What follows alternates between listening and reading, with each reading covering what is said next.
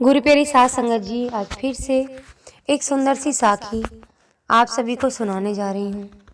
गुरु प्यारी साध संगत जी, आज भाई दूज है और आज मैं भाई दूज पे ऐसी साखी सुनाने जा रही हूँ जो भाई अपनी बहनों का साथ नहीं देते,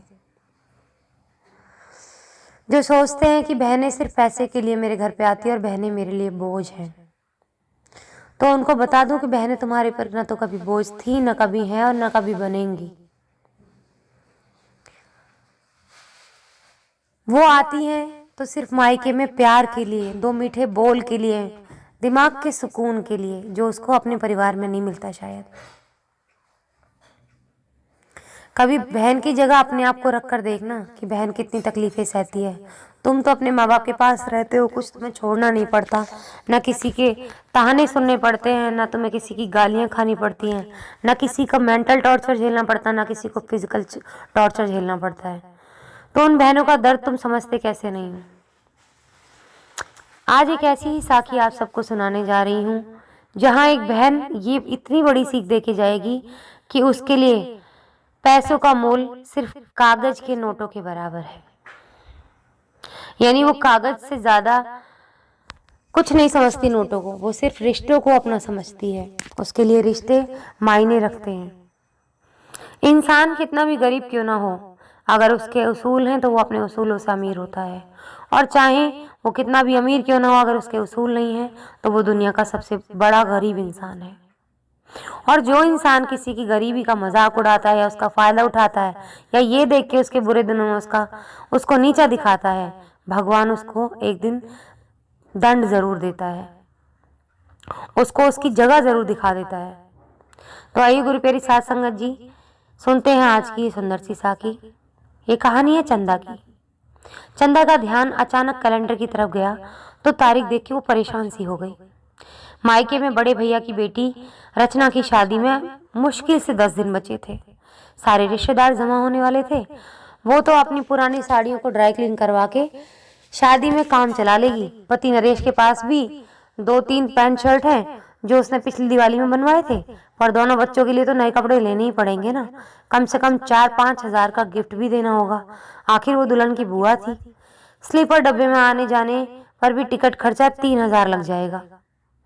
अगर नरेश ने ऑफिस से एडवांस लिया तो महीने भर का खर्चा वो कैसे चलाएगी। सोचते सोचते चंदा बहुत चिंता में घिर गई। 5 भाइयों की इकलौती बहन थी चंदा। शादी के बाद से ससुराल में चंदा ने तंगी और तकलीफ देखी थी।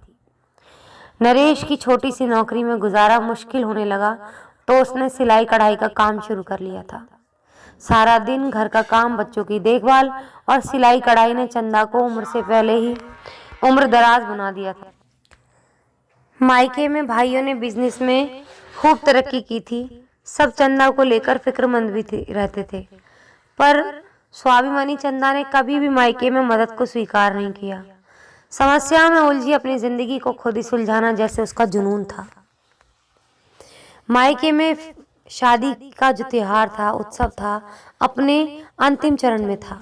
दुल्हन की विदाई के बाद एक एक करके सारे मेहमान विदा हो रहे थे। चंदा भी अगले दिन विदा होने ही वाली थी। नरेश की इस महीने की सैलरी और उसके पास बचे सारे पैसे खत्म हो गए थे। उसे घर पहुंचकर घर का किराया, दूध वाले का बिल, स्कूल की फीस जमा करने का इतनी चिंता थी, उसको अंदर ही अंदर खाई जा रही थी। वो चुपचाप एक कमरे में जाकर सो गई थी। सोई तो नाम के लिए थी, आंखें बंद करके, पर उसके दिमाग में चिंता खत्म नहीं हो रही थी। जैसे उसे लगता था मानो नींद ही नहीं आएगी, सोने जाएगी तो उसे नींद नहीं आएगी। नींद में उसे अपने माथे पर किसी के प्यार भरे हाथ का स्पर्श मिला जिसके लिए बरसों से तरस गई थी। तो अचानक से उसकी नींद खुल गई। बड़ी भाभी नंद के माथे को सहला रही थी।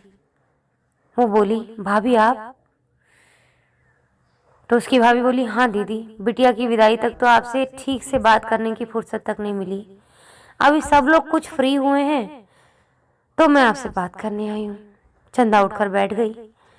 उसकी भाभी बोली, दीदी मैं जानती हूँ कि आप अपनी तकलीफ किसी से बांटती नहीं हो, ना आप किसी के सहयोग को स्वीकार करती हो, पर कुछ छुपा नहीं है दीदी, ये घर भी आपका है। मैं तो बाहर से आई हूँ पर आपने तो यहाँ जन्म लिया है। तो इस पर चंदा बोली, भाभी मुझे पता है कि आप सबको मेरी चिंता है, बस फिर आप कुछ बोलना मत दीदी। उसकी भाभी बोली, कुछ रुपए लाई हूँ, आप इन्हें रख लो, हाथ में कुछ पैसे रहेंगे तो काम आएंगे। बोलते ही भाभी ने नंद की तरफ 500 के नोटों की एक गड्डी बढ़ा दी।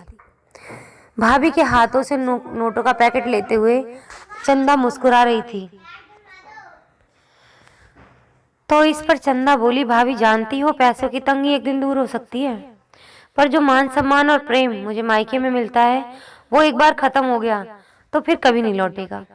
ये पैसे मुझे बहुत महंगे पड़ सकते हैं भाभी, इन्हें लेने के बाद मैं किसी से नजर मिलाकर बात नहीं कर पाऊंगी। गरीबी से लड़ना सिखाया मेरे बाबूजी और माँ ने, पर उन्होंने आत्मसम्मान खोकर जीना नहीं सिखाया। रोते हुए चंदा ने भाभी के कंधे पर सर रखते हुए रुपयों की गड्डी वापस भाभी के हाथों में रख दी। कहा, भाभी मैं जानती हूँ मुझे इन पैसों की जरूरत है, लेकिन ये पैसे मैं आपसे नहीं लूंगी, क्योंकि मुझे अपने मायके में अपना मान सम्मान बना के रखना है। नंद और भाभी दोनों की आंखों से टपके आंसू की बूंदें कागज के नोट पर पड़ी तो कागज गलकर सिकुड़ गया था, पर रिश्तों में एक नई ताजगी खिल उठी थी। तो गुरु प्यारी साध संगत जी, कोई अगर इंसान ये सोचता है कि बहनें हमसे पैसे लेने आई हैं, बहनें तुमसे पैसे लेने क्यों आएंगी? वो अपने घर बार की हो चुकी हैं, वो खुद कमाना भी जानती हैं और अपने दम पर रहना भी जानती हैं, और तुम दे ही क्या सकते हो उन्हें? तुम्हारी देने की औकात ही क्या है किसी को? देने वाला तो वो रब है ऊपर से। अगर तुम आज सोचते हो कि हम बहुत अमीर हैं या हम देने वाले हैं, तो थप्पड़ मार के छीन भी लेगा। अगर वो छप्पड़ फाड़ के देना जानता है तो वो थप्पड़ मार कर छीनना भी जानता है। तो बेहतर है अपनी बहनों का सत्कार करें।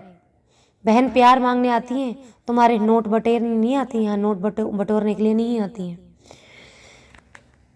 तो उन बहनों का सम्मान करें, क्योंकि तुम्हारा माँ बाप के चले जाने के बाद इस दुनिया में उन बहनों के अलावा कोई नहीं है। और बहन, सच्ची बहन और भाई एक दूसरे के लिए जान भी दे सकते हैं।